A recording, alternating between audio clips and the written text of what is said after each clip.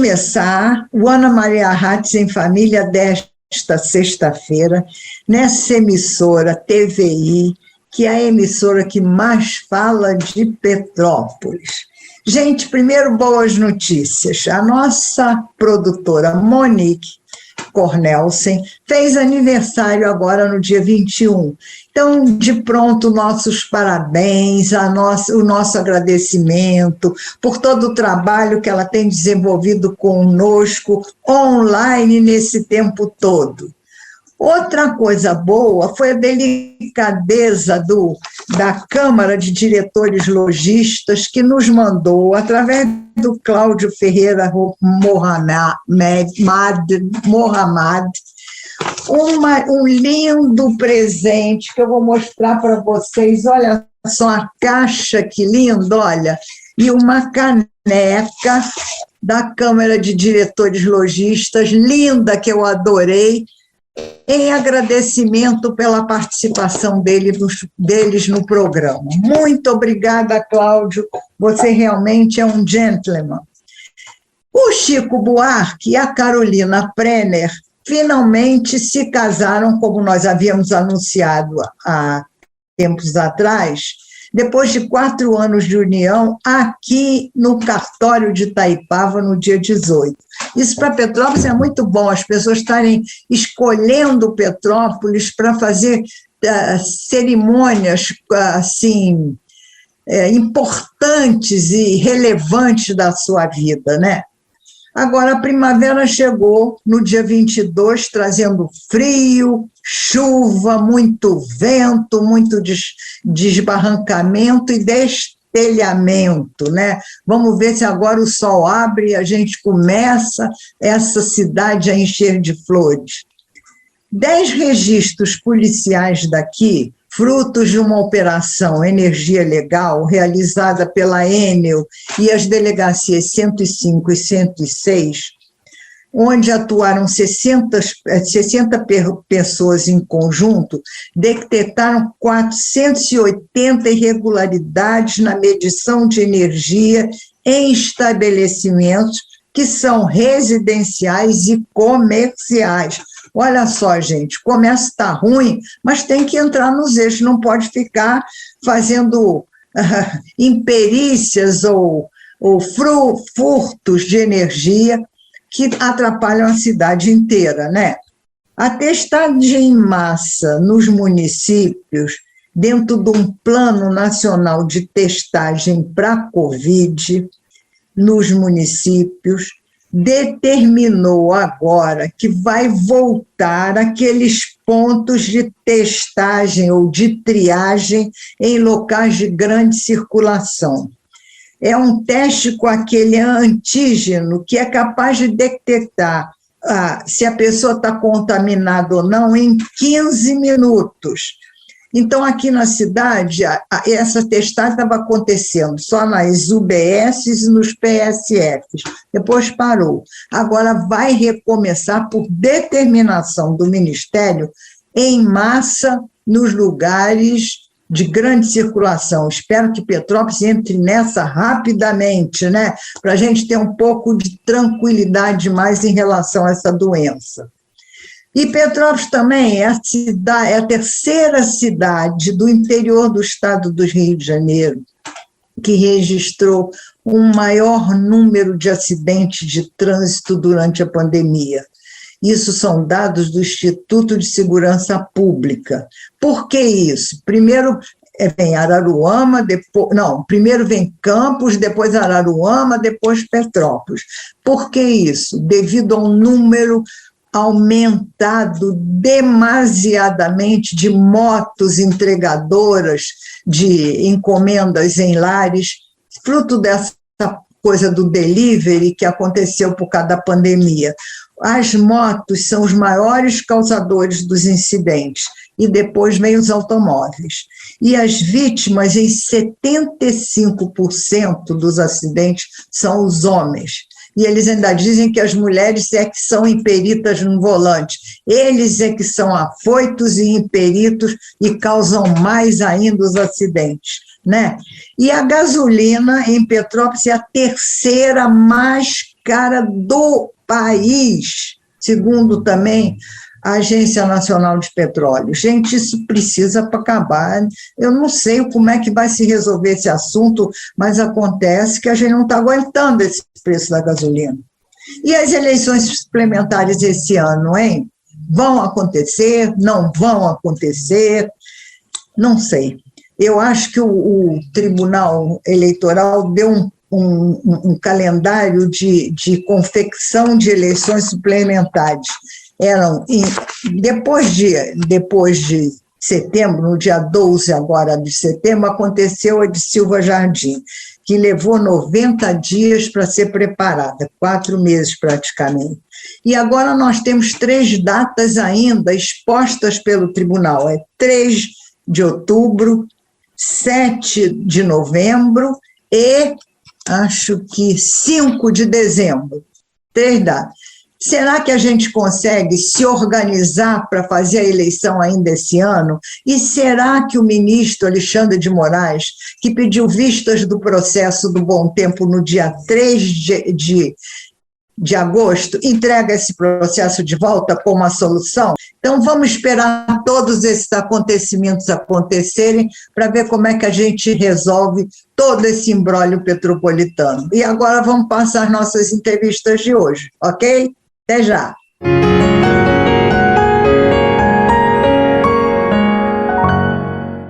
No dia 22, quarta-feira passada, nós comemoramos o início da primavera. E uma primavera que começou com chuva, frio, vento, árvores derrubadas e destelhamentos. Uma tragédia. Mas isso é bom, isso quer dizer mudança. Então, nessa mudança, me veio a ideia da gente retomar uma conversa que está muito presente nesse momento, principalmente na Câmara dos Vereadores, de uma lei que foi de 2010, do vereador Gil Magno, e que hoje voltou à baila no sentido da adoção das praças de Petrópolis. Por que adoção? Porque o serviço público não aguenta fazer tudo. Então, é preciso que a gente convoque a iniciativa privada para dar uma mão, para ajudar. E nós temos 40 mil metros quadrados em praças, que a gente soma 40 praças que poderão ser adotadas. Então, eu tenho o prazer agora de conversar com o vereador, que é, vamos dizer assim, o autor dessa lei, e com um empresário que está pretendendo fazer a adoção de uma praça. Então, o vereador Gil Magno e o empresário Eduardo Quentel, que é do Correias Sustentável, que nós vamos conversar com eles a respeito de como é que é essa lei, como é que seria feita essa adoção e como é que o Eduardo, que é o nosso empresário aqui pioneiro, pretende pensar na Praça de Correias. Gil, muito obrigada pela sua presença. Eu sei que você está doido para lá e para cá, com essa Câmara parlamentarista aí, se metendo no governo e ajudando, mas vamos ver um papinho sobre as praças de Petrópolis. Como é que a gente pode tocar esse projeto para frente e o que você tem a me dizer de como você pensou fazer isso? Olá, Ana, tudo bem? Muito obrigado pelo convite de estar com você, né? É sempre um grande prazer, você é uma mulher brilhante, sempre teve na pauta esse assunto do Adote uma Praça também. Eu me lembro, lá no Gabinete da Cidadania, conversando com você, meu querido e saudoso Bruno Nascimento e a Monique, né? Sobre essa situação, até mesmo falando do morador de rua, a gente tentar um padrinho da praça que pudesse capacitar o morador de rua no quesito jardinagem para cuidar da praça. Enfim, eu me lembro muito bem de todas essas passagens que foi, só engrandece o projeto, que pode ser contemplado nesse projeto também, né? E esse projeto Adote uma Praça, 2009, quando eu entrei na Câmara no meu primeiro mandato, começamos a esboçar esse projeto. Em 2010, né, ele virou um projeto de lei, Na época, o prefeito era o nosso amigo Paulo Mustrans, e não teve uma ênfase assim muito grande em cima do projeto. Acabou passando, né? Depois foi regulamentado no governo do Bernardo Rossi, aí também não teve muita adesão, e agora, nesse governo interino, teve uma nova regulamentação, que eu faço questão, para sair do papel a gente tem que arregaçar as mangas, né? E arregaçando as mangas, eu convidei, né, através do Eduardo, esse grande homem que está aqui, que vai dar sua palavra daqui a pouco, né, um grande amigo, né, defensor da comunidade de Correias, querendo melhorar a Praça de Correias e outras praças do entorno, a Praça de Nogueira, né? Lembra do Maicon? O Maicon também estava presente nessa audiência pública. O Maicon foi aquele empreendedor de parques e jardins, que tem uma empresa logo na entrada de Nogueira, que queria adotar a Praça de Nogueira, né, para fazer o paisagismo dessa praça, e através desse paisagismo apresentar a empresa dele, né?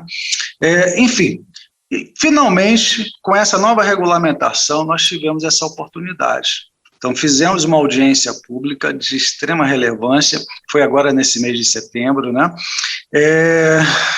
Nessa audiência pública, com a presença de vários padrinhos, exemplificando como fazer para adotar uma praça. E essa regulamentação, Ana, traz uma leveza. Essa leveza no sentido de, eu sou o padrinho de uma praça, eu sou empresário, gostaria aquela praça melhor, aí apresenta o projeto, faz simplesmente o ofício à Secretaria de Desenvolvimento Econômico, ou a nossa coordenadoria, né, de planejamento, que é o secretário Dalmir, que está na coordenação, né, ou Marcelo Soares no Desenvolvimento Econômico, conforme eu disse, e ali eles vão simplesmente validar e mostrar para o empresário, está autorizado, dá autorização. Então está muito mais leve o projeto Adote uma Praça, nessa regulamentação desse ano, homologada pelo prefeito Ingo. E eu tenho assim... Pode falar, Ana. Não, eu só quero dar uma cortadinha para fazer uma pergunta para você.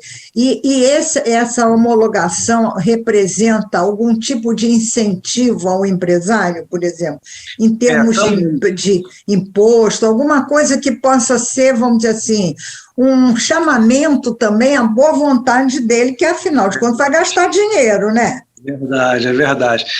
Tem vários tipos de padrinhos, né? E hoje o projeto, na regulamentação, contempla todos os padrinhos. Vou te dar um exemplo. Estava presente a Sandra dos Anjos, né, presidente atual do Rotary Cidade Imperial. Ela quer adotar uma praça através do Rotary. É uma entidade, e pode.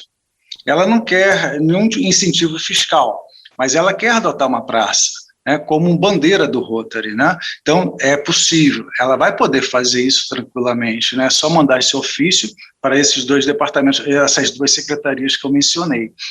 Mas tem o Marcelo Soares, que é o nosso secretário de Desenvolvimento Econômico. A lei, aquela lei 6.018, a lei de incentivos fiscais, ela foi renovada, né? E na renovação dessa lei de incentivos fiscais, contempla na contrapartida o projeto Adote uma Praça. Então, o empreendedor vai ter suas isenções de IPTU, de ISS, reduções de alíquotas municipais e pode, obviamente, na compensação dessas reduções, adotar uma praça. Assim E um milionário individualmente, por exemplo, uma pessoa que queira, uma pessoa física, fazer uma adoção, pode?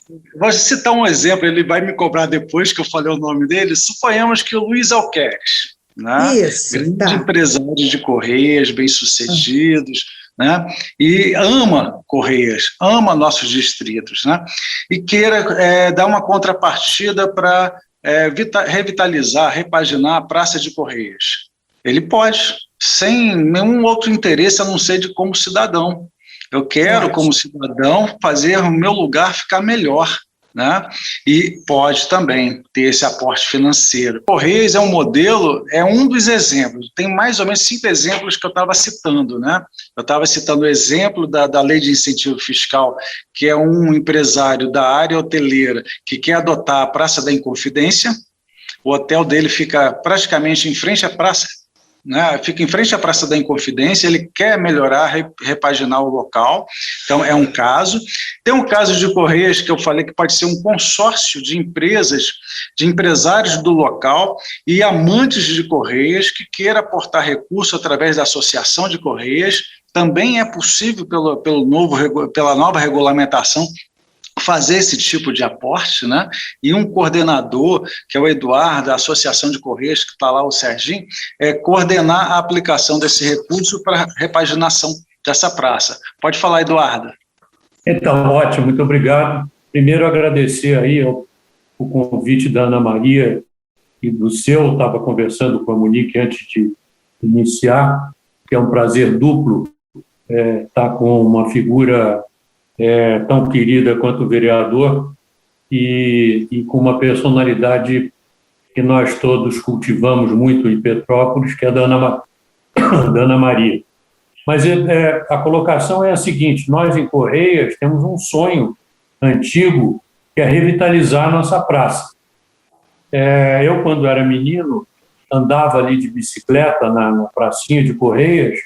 Não era pavimentada, era de barro, de terra, de saibro, passava o trenzinho ali, né? O tempo foi passando e hoje, ao invés de a gente conviver com carroças de boi e com animais, com cavalos e etc., bicicletas, a gente convive com grandes caminhões, com ônibus em profusão, uma dificuldade enorme de estacionar o automóvel, com moradores de rua que invadiram e fizeram ali o seu dormitório. Então, a Praça de Correias passou a conviver com problemas sérios, né? Então, nós começamos a sonhar com essa revitalização. Foi quando surgiu o Gil Magno com essa proposta, e nós tivemos o prazer de recebê-lo lá em Correias. Fizemos uma reunião com várias lideranças locais e ele colocou quais eram os objetivos e como é que era o mecanismo dessa lei. E nós começamos, então, a nos movimentar para como utilizar esses mecanismos. A nossa visão hoje é criar um fundo financeiro dentro da Associação de Moradores. Esse fundo financeiro, a gente tem buscado uma assessoria externa, que é uma empresa, uma ONG, que se chama Citave, Finanças do Bem. Ela presta esse serviço da organização desses fundos, e esses fundos, então, que estará hospedado aqui, isso é o que a gente está imaginando, estará hospedado dentro da Associação de Moradores, vai receber as doações de pessoas físicas e jurídicas de Correias. Então, com esse recurso, a gente pretende executar um projeto esse, que no momento nós vamos, agora no dia 2, estar reunidos com a Unidade de Arquitetura e Urbanismo da Universidade Estácio, vão estar lá conosco para discutir o que é a pretensão da comunidade em relação a essas benfeitorias em sua praça. A Praça de Correias é a centralidade do bairro, representa a centralidade do bairro. Portanto, a gente imagina que, tendo ela revitalizada, isso vai significar para toda a região um grande benefício. Então, é isso, quer dizer, homens como empresários como o Alqueires, que você citou, Gil, estão perfeitamente afinados dentro desse propósito, de se criar um fundo e, a partir de doações, nós conseguirmos, em contrapartida com a Prefeitura, executar obras que tragam benefícios para Correias. Eu acho que isso pode ser um exemplo para toda a região, e outras praças e outras lideranças que queiram liderar esse processo nas diferentes regiões de Petrópolis poderão também se utilizar desse modelo. Essa fica aí uma contribuição para a conversa, que é uma fórmula que a gente está imaginando poder implantar. Então, uma forma bastante interessante, bastante ampla, né, Eduardo, que vocês conseguiram montar no sentido de facilitar, já na prática, né, a implantação dessa lei. Eu acho ótimo, né, Gil? É verdade, Ana, é verdade. E aquele detalhe, esse esforço da comunidade, né, e das pessoas do bem querendo a valorização, né, do seu espaço, né, é muito importante. E isso que vai contribuir. São vários exemplos assim, Ana, que faz essa lei realmente vigorar e sair do papel, né? Eu acho que é muito importante que a comunidade, antes de partir para qualquer processo de adoção, ter um projeto. Com certeza. Definir um projeto, o que se quer fazer, porque a partir daquilo que se quer fazer, então, se torna mais fácil você conseguir mobilizar empresários e amigos e as empresas para criar mecanismos de apoio, de doações, não é? E também pleitear da prefeitura uma contrapartida, quer dizer, acho que, não é? Muito importante. Eu acho que isso também é um incentivo importante nessa coisa de duas mãos, né? Quer dizer, o executivo e a sociedade civil se ajudando mutuamente. Então, tem que ter também esse retorno, né, de interesse e de afinidade, até financeira, para dar um estímulo no negócio, né? Mas, Gil, você estava falando, quando congelou a tua imagem, dos projetos que os monumentos também podem ser, né?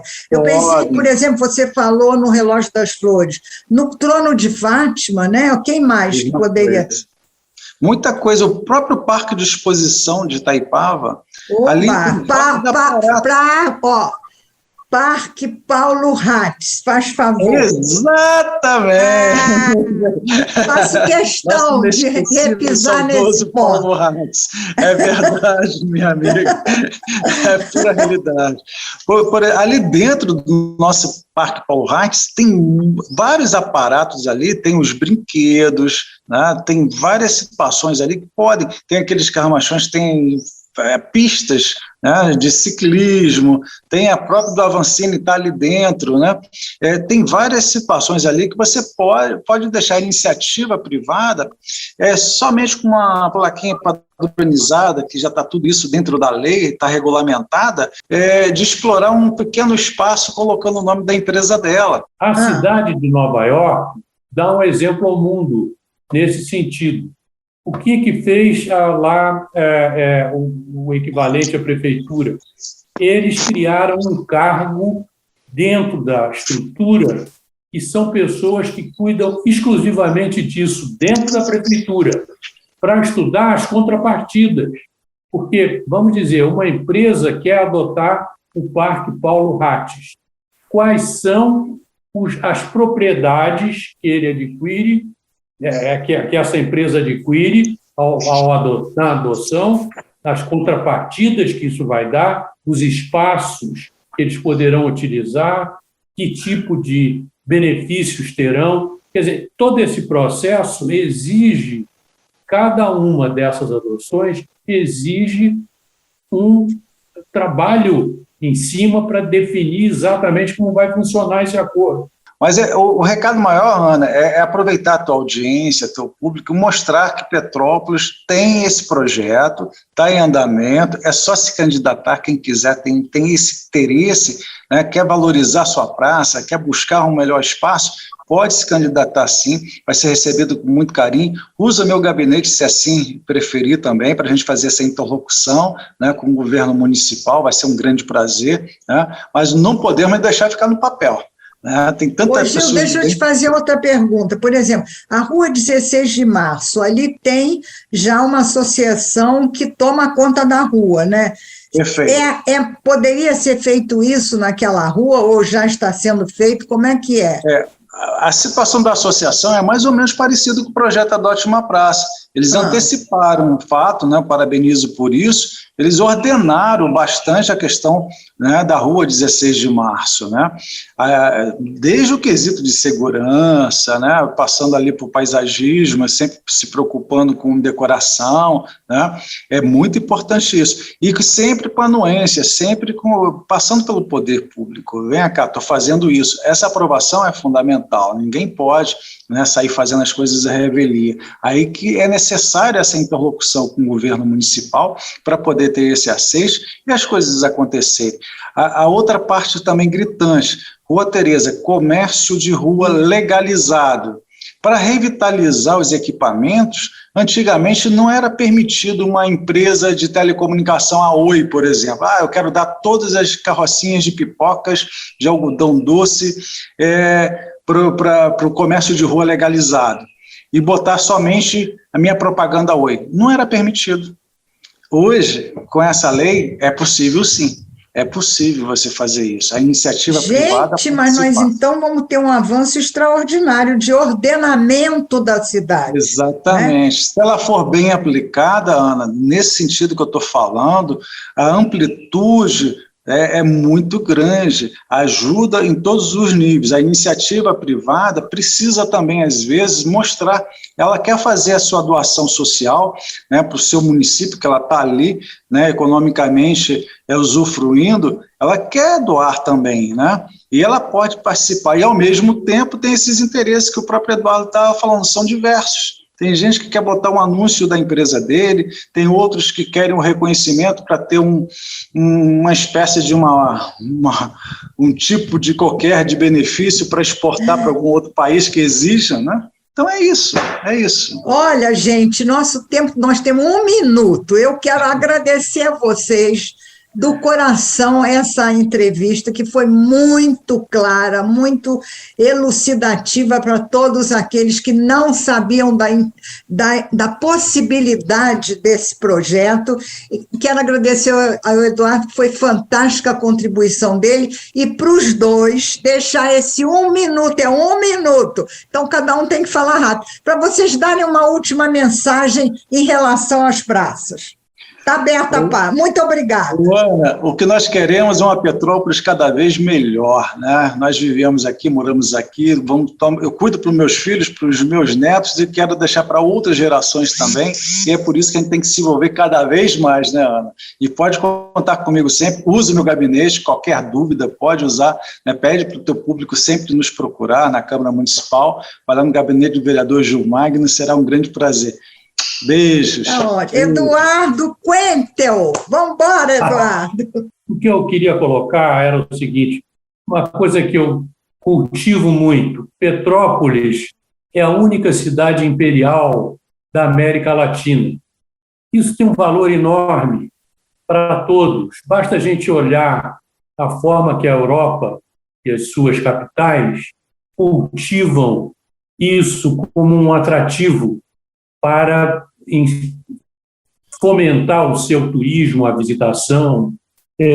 Então, esse é um elemento muito rico que nós temos e que eu espero que cada dia mais possa ser utilizado dentro da nossa capacidade inventiva e criativa para atrair indústrias, investimentos, turistas para a nossa cidade. Em particular, Correias, ela tem essa peculiaridade.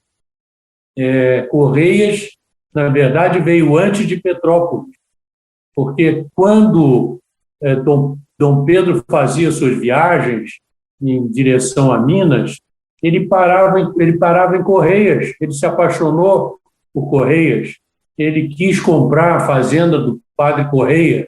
Isso. E como isso não aconteceu, a família acabou não querendo vender, ele voltou-se para uma outra fazenda, que é onde construiu a casa, e é hoje o museu, e Petrópolis acabou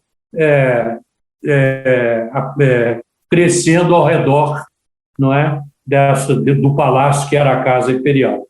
Mas Correias tem esse privilégio de ter sido a menina dos olhos de ouro, não é, da corte, e nós queremos manter isso vivo. Agora, proximamente, vamos fazer uma exposição sobre as memórias de Correias, onde vamos resgatar todo esse percurso da nossa Correias e mostrar a todos o que temos lá de belezas naturais.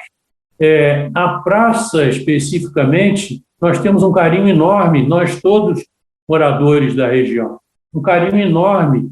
Nós que nascemos, fomos criados ali, vimos crescer, temos a relação com os moradores tradicionais daquela pracinha, de tudo que aconteceu lá e da evolução da nossa terra, de Correias especificamente.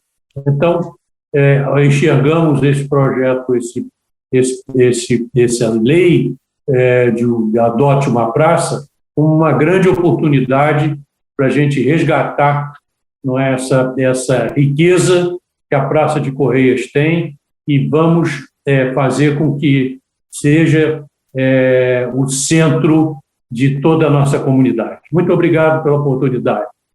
Olha, Eduardo, eu acho que vocês vão dar um exemplo de voluntariado, inclusive, a Petrópolis.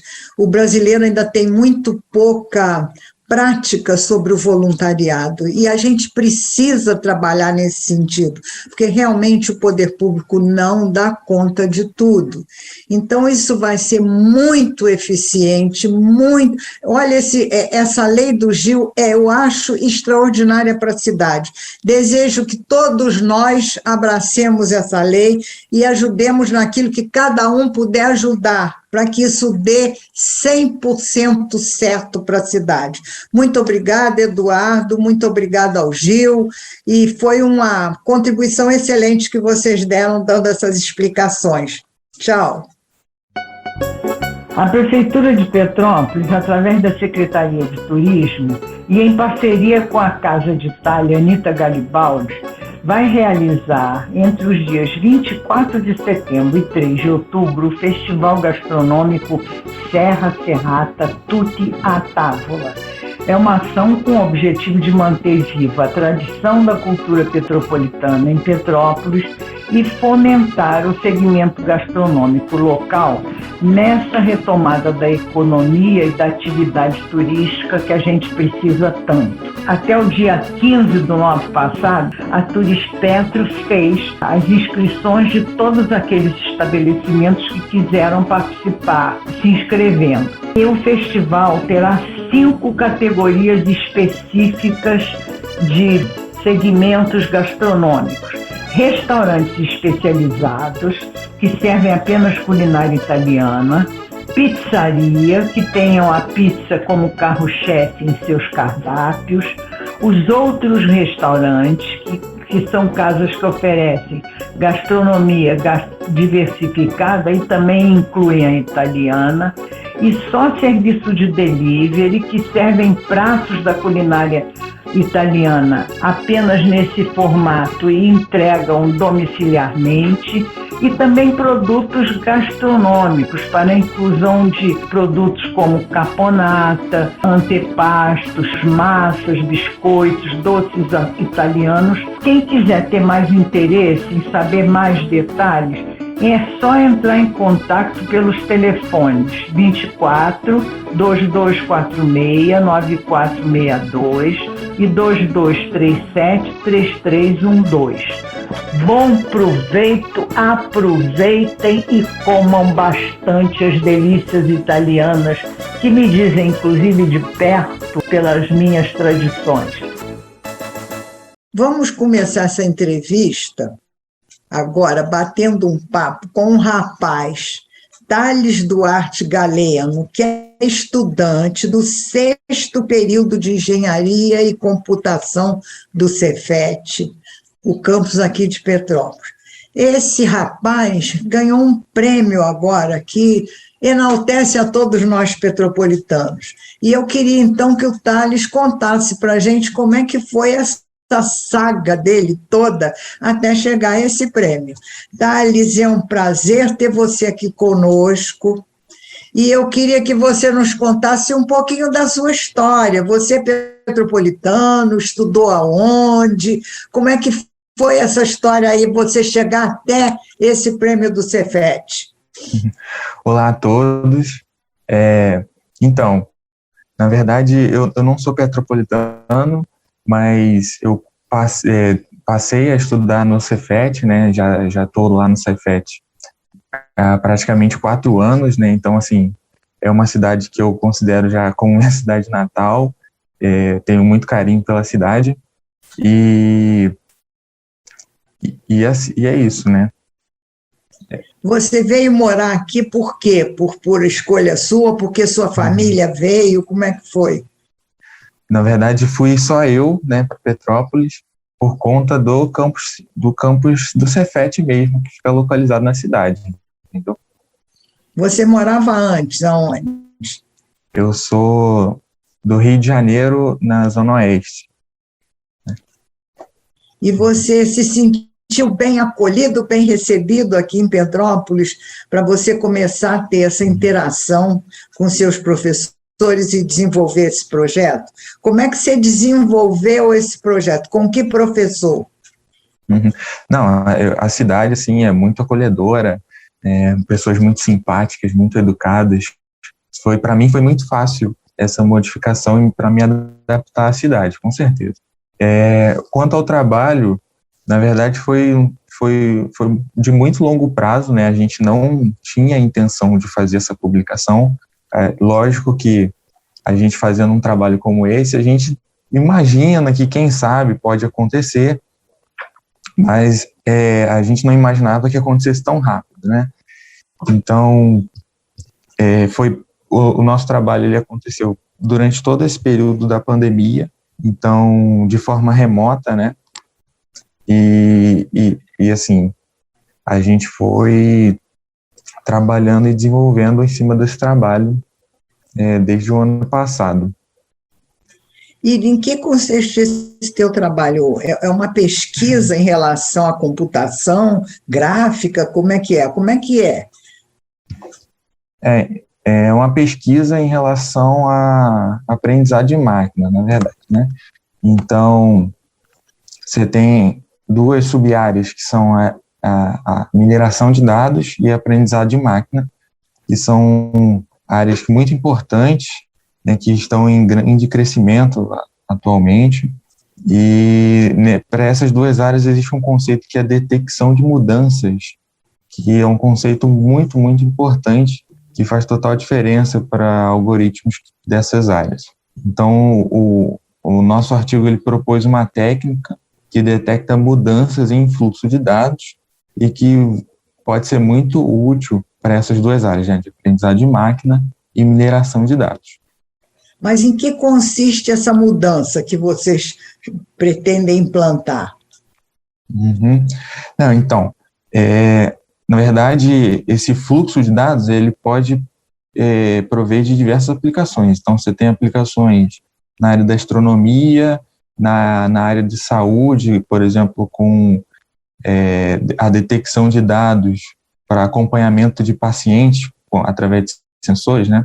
Então, esses dados, eles chegam em fluxo e precisam ser tratados, né? Então, o nosso algoritmo, ele pode ser usado para tratar esse tipo de dados. Você tem outras aplicações na área de redes de computadores, em sistemas elétricos, telecomunicações.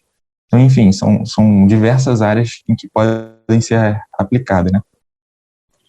E aí vocês terminaram esse projeto e mandaram esse artigo para um simpósio internacional, foi isso? Isso. O simpósio foi o CADEMILE, né, que é Knowledge Discovery Data Mining, né, uma sigla em inglês, e a conferência ela vai ocorrer de 4 de outubro até 8, né, então daqui a alguns dias eu vou estar lá apresentando esse nosso trabalho. Espera aí, você vai lá pessoalmente? Não vai ser online, não? Vai ser online. Vai ser online. Por conta da pandemia mesmo. E aí você pessoalmente vai apresentar esse trabalho?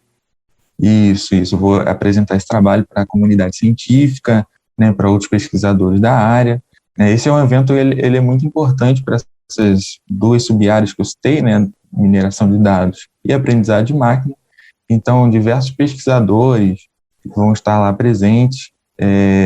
Tem várias outras pesquisas futuras que elas são baseadas nos trabalhos que são ali apresentados. Então, assim, é um evento bem importante para a área.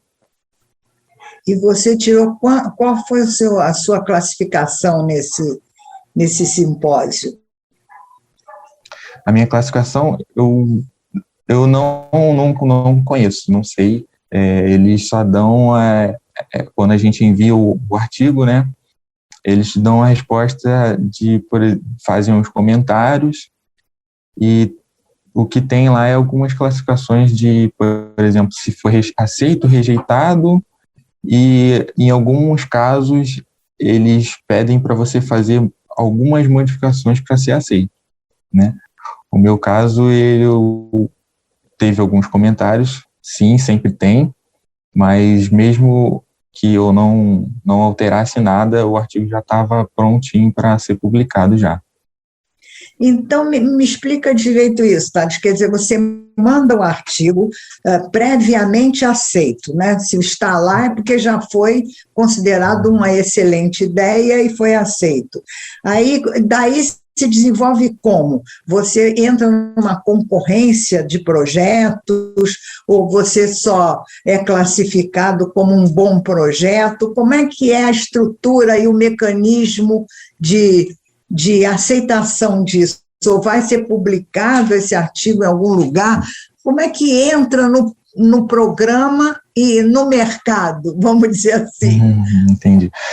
Então, esse tipo de evento, normalmente eles têm uma quantidade fixada de trabalhos a serem apresentados e são submetidos, são enviados diversos artigos para eles, e aí eles vão selecionar os 500 melhores, os 100 melhores, e esses que são escolhidos são os aceitos de fato, que são apresentados durante o evento. Então, você, representando o Cefet Petropolitano, digamos, você concorre com outros brasileiros também, não é concorre, você tem a oportunidade de estar com outros representantes brasileiros que também foram escolhidos, ou é só você? Não, com certeza, são pessoas de todo o Brasil que enviam para esse evento, né, e de fato existe como se fosse uma concorrência, né, entre os artigos que são enviados para lá. E você saiu-se como? Concorrente, vencedor? Como é que é o negócio? Ou ainda vencedor. Não? Vencedor já? Sim, já foi aceito o meu trabalho, né? E nem todos os brasileiros que concorreram tiveram aceito os trabalhos, ou foi só você? Não, teve muitos trabalhos que não foram aceitos, seja porque a ideia não foi boa, ou o trabalho não foi um trabalho bem realizado, ou mesmo para poder cumprir aquela quantidade fixada de trabalhos, né? Porque eles não podem apresentar um número infinito de trabalhos lá. Agora, deixa eu te fazer uma pergunta, assim, só para elucidar um pouco. Eu sou leiga incompleta, leiga não, neófita nesse assunto, mas eu queria que vocês expliquem o que são, afinal, esses algoritmos que vocês incluem nas coisas eletronicamente. Dá uma explicação para quem não entende nada, tá? Dessa área, para ver se a gente consegue assimilar, porque a gente ouve muito falar nisso, mas eu não consigo entender qual é o papel desses algoritmos nas coisas eletrônicas. Entendi. Bom, eu vou tentar. Mas então, assim, não fala tecnicamente, não. Fala para quem não entende, tá? Então, esses algoritmos, é como se nós estivéssemos dando ordens para uma máquina, para um circuito eletrônico, né? Então, a gente programa através de códigos, que são esses algoritmos, a gente coloca instruções do que a máquina deve fazer. É basicamente isso. Então, a gente, através desses códigos, desses algoritmos, a gente tenta implementar e colocar diversas situações para meio que ensinar a máquina como que ela deve se comportar e o que ela deve fazer. É basicamente assim que um computador funciona, que um celular funciona, né? E todo algoritmo é assim que a ideia dele é essa. Então, uma pessoa, então, um grupo de pessoas vai lá, coloca e ensina para o computador, para a máquina, como que ela deve processar os dados e tirar informações relevantes daqueles valores, né? Quer dizer, são comandos que vocês mandam para a máquina? Sim, exatamente. Então, é como se fosse assim, vou dar uma imagem que não sei se é real, mas é como se você fosse o professor e a máquina o aluno, assim? Isso. É isso mesmo? É isso mesmo. E aí a gente ensina para a máquina para que depois a máquina sozinha consiga tirar informações e fazer os processamentos, né? Então, a máquina, com isso que ela aprendeu, ela vai dar a resposta exatamente daquilo que você ensinou, ou ela pode ir mais adiante, desenvolver uma outra etapa desse conhecimento. Sozinha, ela pode sozinha fazer isso? Sim, então, a gente tem em aprendizado de máquina, né, a gente escuta muito falar em inteligência artificial, vem justamente daí, né, que é justamente da capacidade da máquina em aprender sozinha. Então, a gente programa um pouquinho, digamos, ensina a máquina a aprender, né, digamos assim, como que ela pode aprender, e a partir dali, a máquina sozinha, ela consegue ir aprendendo e desenvolvendo sozinha, né? Ah, que coisa interessante. Quer dizer que... Então, é como assim, se você ensinasse uma criança a andar, e depois a criança, sabendo andar, ela vai saber pular, correr, brincar, etc, etc. Assim, é isso? É como se fosse isso, né? Você ensina ela a andar e depois ela aprende a correr sozinha, digamos assim. E você, então, pô, que coisa legal. Então, você ensinou isso em relação a quê? A que tipo de conhecimento para a máquina? A computar dados de quê? Então, o nosso trabalho ele foi uma técnica que se propõe a detectar mudanças, ou mudanças entenda como anomalia em fluxo de dados. Então, por exemplo, uma aplicação na área da saúde, né? Você tem sensores monitorando ali um paciente. Então, você está monitorando batimento cardíaco, está monitorando diversos índices ali do paciente, e esses sensores eles vão captando os dados e enviando para algum lugar que faça o processamento desses dados. O nosso algoritmo, que a gente propôs, ele seria capaz de pegar esses dados e, de repente, detectar que a frequência cardíaca teve um pico, por exemplo, ou que teve uma queda muito brusca, né? É justamente esse tipo de mudança. Tem um fluxo de dados que está, seja ele qual for, e o nosso algoritmo ele tem esse papel de detectar algum tipo de mudança, né, naquele padrão. Quer dizer que é um aperfeiçoamento naquele padrão que já existe, é isso? A gente detecta esse tipo de mudança para que outro algoritmo faça algum tipo de alerta, né? Então, de ajuste, vamos dizer assim. Isso, pode fazer algum tipo de ajuste e também pode gerar um alerta, né? Nesse caso da saúde, por exemplo, você pode chamar um enfermeiro ou um médico ao detectar de forma automática, entendeu? Na hora que ele detecta, ele toma uma providência, é isso? Então, a ideia é essa, né? Como o nosso método ele se propõe, ele consegue detectar esse tipo de mudança, ele consegue informar para algum tipo de sistema e o sistema vir a tomar uma providência. Meu Deus do céu, Thales, parabéns, isso aí vai ser extraordinário na prática, né? Vai melhorar muito a relação, inclusive paciente, médico, remédio, equipamento, né? De um UTI, de um CTI. Desculpe perguntar, mas você é muito garoto. Você perguntou quantos anos eu tenho, que deu uma cortada. Perguntei. Assim, eu tenho 22 anos.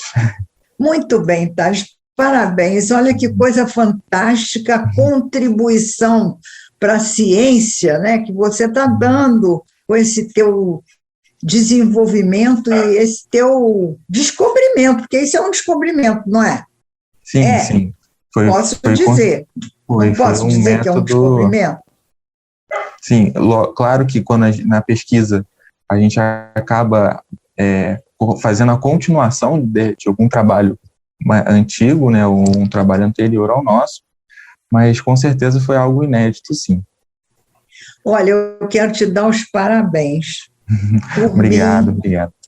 Pelos meus telespectadores e companheiros que veem o programa, e divulgar para Petrópolis, porque eu já sinto que você é um petropolitano, por essa ingerência tua aqui na nossa tecnologia e na nossa, vamos dizer, capacidade intelectual aqui da cidade. Eu quero te dar os parabéns por esse trabalho, desejar que você seja muito reconhecido com ele e que continue desenvolvendo cada vez mais essas iniciativas tão fantásticas e tão boas para a nossa intelectualidade, nossa cultura, nossa informática, né? Nossa inteligência artificial, não é isso? Sim. Parabéns, Thales, e muito obrigada por você ter nos dado essa entrevista, que foi muito elucidativa mesmo, tá bom? Tá legal, muito obrigado, eu agradeço muito a oportunidade de estar aqui, e representando o Cefet também, para mim é uma honra muito grande estar aqui. Que bom, parabéns para você, para o Cefet, que já é reconhecida, né? Claro que todos nós temos um carinho muito especial pelos trabalhos que o Cefet desenvolve, mas agora você está representando uma inovação. Isso é muito bom para todos nós. Parabéns, e até você vir falar de outra coisa que você conseguiu artificialmente modificar aí nessa inteligência toda, né? Tá bom? Tá bom. Muito obrigado. Tchau. Tchau. Terminando já o nosso programa, eu queria antes falar um pouquinho sobre o Setembro Amarelo. O Setembro Amarelo é um mês dedicado às questões de saúde mental, por isso que ele se chama amarelo. Então, segundo o prefeito Ringo Ramos, a pandemia afetou a vida de cada pessoa de maneira diferente. Então, nós vemos que entre os jovens, principalmente, esse impacto foi enorme. E aí eles buscaram levar a informação para esses jovens através de uma live que aconteceu no dia 22, com o Oswaldo Filho, que é o diretor do Departamento de Saúde Mental da Secretaria de Saúde, a doutora Leandra Iglesias, que é a coordenadora do CAPS-AD, Fênix, e da psicóloga Lívia Maciel, junto com a Júlia Bender, que é a coordenadora de políticas públicas para a juventude. Então, eles fizeram essa live, estão desenvolvendo todo um trabalho, chamando os jovens que eles constataram entre 18 e 24 anos, mais afetadas pela pandemia, no sentido da depressão, da ansiedade, da tristeza, quadros relacionados com essa saúde mental que foi inteiramente alterada pelo isolamento, pela insegurança, pelo fechamento, pelo medo, tudo isso. Então, nós vamos passar um videozinho muito bonitinho de 3 meninas falando sobre essa questão da saúde, fazendo um apelo para que os jovens se tratem, procurem os equipamentos da prefeitura, que são gratuitos, ou até aqueles que podem, um terapeuta particular, buscar apoio para não cair numa triste depressão, que pode levar a um estado de pânico, pode levar até um estado mental tão doente que cause até a necessidade de uma tábua de salvação, que não é tábua, mas que é um fim, que é um suicídio premeditado.